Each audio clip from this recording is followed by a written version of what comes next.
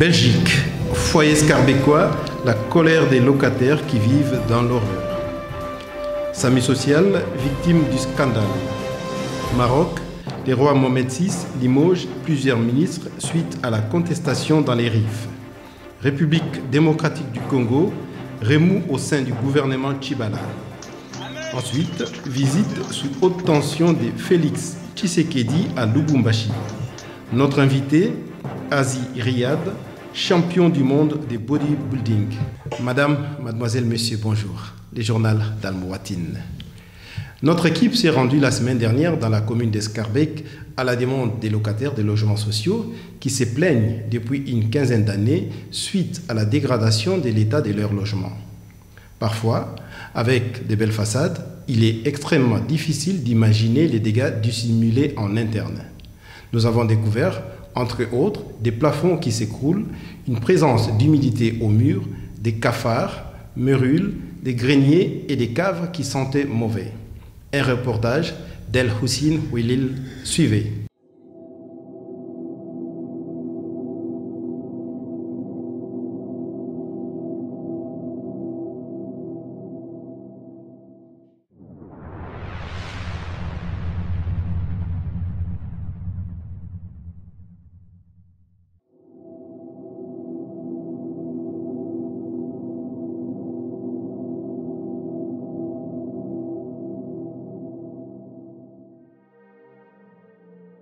À propos de nos logements, je veux dire que vraiment nos logements ne sont pas habitables. C'est des logements datés de 1923 et qui n'ont jamais été rénovés.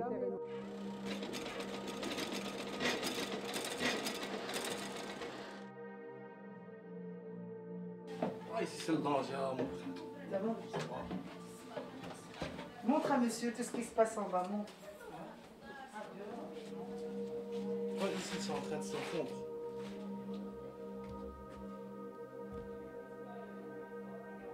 On n'en peut plus.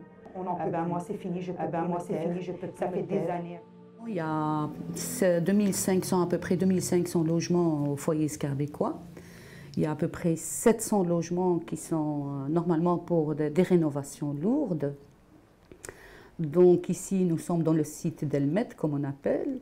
Donc c'est un site, c'est des bâtiments qui datent de 1923. C'est des logements sans chauffage dans les chambres. Juste, on a un seul convecteur dans les salons. Et des cuisines avec des WC et des douches ensemble dans la cuisine. Ça veut dire qu'on n'a même pas un lavabo et c'est très gênant. On n'a pas même pas un lavabo pour laver nos visages et les enfants ne savent pas brosser leurs dents. Chaque fois, ils respectent. Maman, comment ça se fait? On brosse nos dents dans l'évier, c'est la cuisine. Il y a plein d'assiettes, des verres et tout dedans. Alors, ils les brossent sur... Selon la dernière heure, les dons au SAMU social sont en recul à la suite du scandale lié aux rémunérations des administrateurs délégués de cette ASBL en charge de l'hébergement et de l'accompagnement des sans-abri de la capitale. Christophe Tillens, porte-parole du SAMU social, a expliqué que l'association a constaté une importante diminution des donations par rapport à la même période l'année précédente. Il s'agit ici des dons octroyés par les particuliers qui versaient des sommes allant de quelques euros à plusieurs dizaines d'euros par mois via domiciliation. Cette chute des dons explique que certains contrats à durée déterminée n'ont pas été reconduits. L'objectif à présent de l'association est de restaurer la confiance des donateurs. Les rois du Maroc a remercié ce mardi 4 ministres et les directeurs d'un établissement public suite à un rapport de la Cour des comptes épinglant leur défaillance dans la réalisation des projets de développement d'Al-Hoceïma, épicentre de la contestation dans les RIF. Il s'agit, entre autres, du ministre de l'Éducation nationale, du ministre de l'Habitat et de l'Urbanisme, du ministre de la Santé ainsi que du secrétaire d'État à l'Éducation nationale. Le directeur de l'Office national de l'eau et de l'électricité, Ali Fassi Firi, a lui aussi été limogé. Dans son communiqué, le roi Mohamed VI a donné des instructions au chef du gouvernement pour qu'il prenne des mesures disciplinaires à l'égard des 14 autres fonctionnaires de l'administration.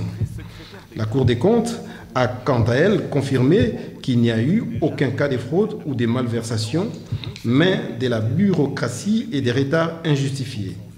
À titre d'exemple, la commission de suivi de ces projets, composée des responsables sanctionnés, ne s'est réunie qu'en février 2017, soit 16 mois après la signature de la convention.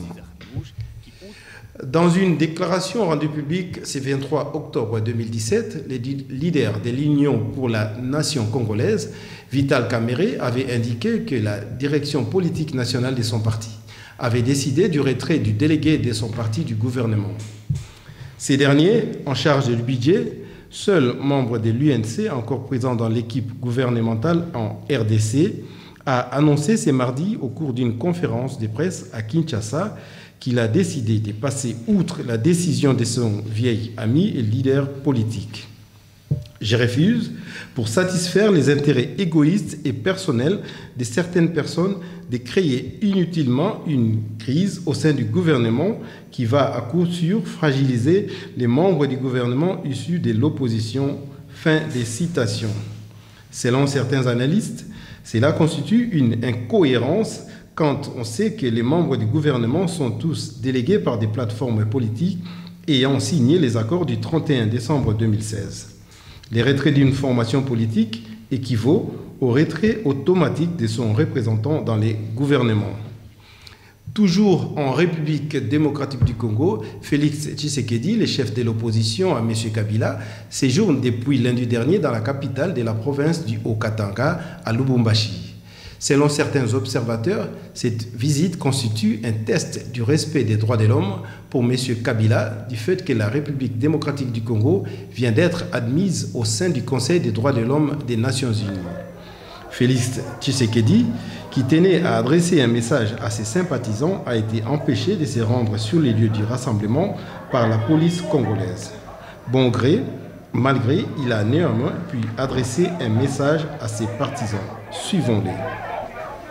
C'est conformément à l'accord, mais dès cet instant, pour nous, cet homme n'est plus du tout le président de la République démocratique du Congo. Amen. Il ne peut plus parler en son nom et il doit quitter le pouvoir. Nous mettrons tout ce que nous avons comme énergie, comme force pour le chasser dès la première occasion.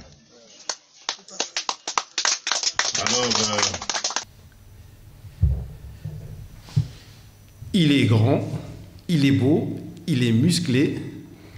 L'homme le plus fort de Belgique, Aziz Riyad. Bonjour. Bonjour et je vous remercie pour cette invitation. Merci beaucoup. Le bodybuilding est un sport qui n'est pas assez connu en Belgique. Pouvez-vous nous parler un peu de votre sport? D'où vous est venue cette passion pour le bodybuilding? La passion, d'abord, c'est pas moi qui a choisi cette passion, c'est la passion qui m'a choisi. Et voilà. Et le monde du bodybuilding, certes, il commence à être connu maintenant par les youtubeurs et aussi par les grands sportifs dans le bodybuilding. Et maintenant, ce sport-là, il commence quand même à faire le buzz et tout. Et maintenant, on voit dans les salles de sport, il y a beaucoup de jeunes dans toutes catégories. Et ils s'entraînent régulièrement dans les salles de sport. Et ça, c'est un grand plaisir. Et nous, en tant que des champions du monde, on est là pour encourager et pour motiver les jeunes, surtout les jeunes, pour qu'ils s'entraînent et voilà, et ils font cette... Mais avant de poursuivre, nous allons regarder quelques images.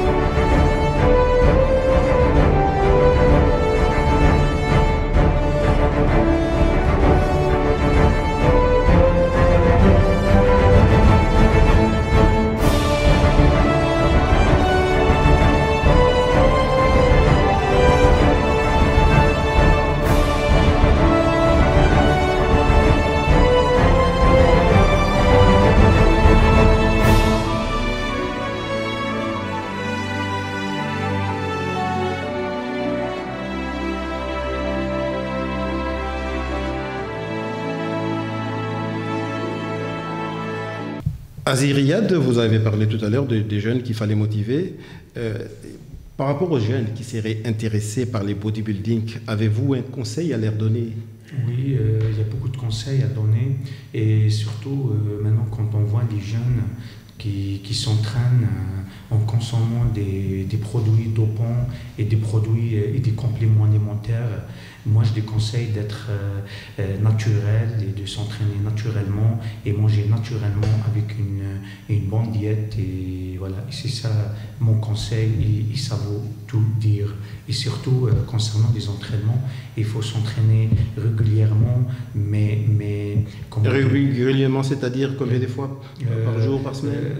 Pour un débutant, c'est 3 fois par semaine, c'est déjà beaucoup. Et pour les professionnels, on a un planning très chargé, c'est normal.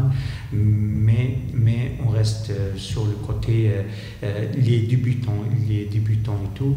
Moi, je préfère 3 fois par semaine, c'est déjà beaucoup, avec une bonne alimentation saine. Et voilà, ils peuvent c'est-à-dire réaliser leur rêve dans le monde du bodybuilding. Et voilà. Et il y a même des gens, il y en a beaucoup qui sont naturels, ils ont quand même fait un grand résultat national ou international aussi. Et je suis en train de former beaucoup de jeunes pour le podium, c'est-à-dire pour les compétitions et tout. Et voilà, et la Belgique, comme on dit, bon, je remercie la Fédération de la Belgique ainsi que leur président de la Fédération du bodybuilding. Je les remercie parce que quand même, ils ont donné beaucoup de choses à ce sport-là. Et voilà. Mais je dois rappeler que vous êtes champion du monde 2013 du bodybuilding. Et sur les plans sportifs, avez-vous d'autres projets ou d'autres challenges? Oui. Comme je suis très reconnaissant pour la Belgique, ce pays-là, je voulais que... Ça fait 1 an que j'ai arrêté les compétitions et je m'entraînais toujours. Mais mon prochain challenge, ça sera pour les couleurs belges. Je voulais donner une médaille à la Belgique, comme elle m'a ouvert ses grands bras. Je voulais lui donner une médaille et comme ça, c'est de la nature de l'humain quand voilà, il y a un retour. Tout à fait. Vous êtes très impliqué dans les questions des solidarités et des droits de l'homme. Vous avez toujours voulu servir de pont entre les Maghreb et l'Europe. C'est quelque chose qui vous tient à cœur, j'ai l'impression. Pouvez-vous nous parler de votre association, la FABA? Oui, la FABA, c'est une fédération des associations belgo-algériennes qui est en train de faire un pont pour toute l'Europe et le Maghreb en général, parce que la FABA n'a ni couleur de pont, ni religion, ni elle est là pour aider les gens dans le besoin, dans le monde entier, surtout les enfants malades. Moi, je suis sensible sur ce côté-là et c'est ça ce qu'on est en train de faire en ce moment. Moi, peut-être que je m'incline parce que la FABA, elle touche tous les domaines, culturels, sportifs, scientifiques, elle touche tous les domaines, mais moi, je suis un peu incliné aux enfants qui ont atteint le cancer, et quand même on a fait beaucoup de choses en Belgique sur ce côté-là, et voilà, et je suis en train de faire un pont entre l'Europe et le Maghreb, comme ça, pour prouver que le Maghreb, il a une culture. Oui, vous nous avez parlé de beaucoup de choses. Il y a un exemple, vous pouvez me citer? Oui, on a travaillé avec le Relais pour la vie, pour les enfants qui ont atteint le cancer, et on est là pour visiter les enfants dans les hôpitaux Saint-Luc, et il y a d'autres hôpitaux, et il y a un cas aussi que la FABA elle va faire venir de l'Algérie jusqu'au à la Belgique pour qu'il suive ses soins et tout, parce que on sait que la Belgique, c'est un petit pays de territoire, mais c'est un grand pays concernant l'économie, concernant aussi tout ce qui est scientifique, culturel, et voilà. Et on sait aussi qu'elle a de bons médecins, elle a de bons chirurgiens, elle a de bons hôpitaux, ils sont connus mondialement. Alors, moi, j'ai préféré que la Belgique, les hôpitaux de la Belgique prennent soin de ces malades-là. Et on va ramener quelques cas ici prochainement en Belgique. On est en cours de réalisation de ces projets-là. Et voilà, et je suis très content d'avoir l'aide des directeurs des hôpitaux, et même je remercie beaucoup l'État belge, comme elle m'a facilité la tâche au niveau de mon sport ou au niveau de ma fédération. Je le remercie beaucoup. Et moi, ce que je peux dire, c'est que prochainement il y aura une médaille pour la Belgique. C'est ça mon projet sportif, et aussi voilà, pour remercier la Belgique aussi. Voilà. L'ambassadeur de Belgique en Algérie, il a organisé un colloque le 29 octobre 2017 intitulé Le Front du Nord. Et ce colloque-là, il va être organisé à la Bibliothèque nationale d'Alger. Les portes sont ouvertes au public, et ce colloque-là, il parle des militants belges qui ont aidé les militants algériens pendant la guerre de l'indépendance algérienne, et c'est méconnu par beaucoup des deux pays, mais c'est une occasion pour que le monde sache que la Belgique elle a participé avec les militants algériens pendant la guerre, et il y a eu aussi des avocats, des militants avocats belges, des militants médecins belges qui ont participé à cet événement, et voilà, c'est juste une information. Al Mouatin TV vous remercie également d'avoir accepté de répondre à notre invitation.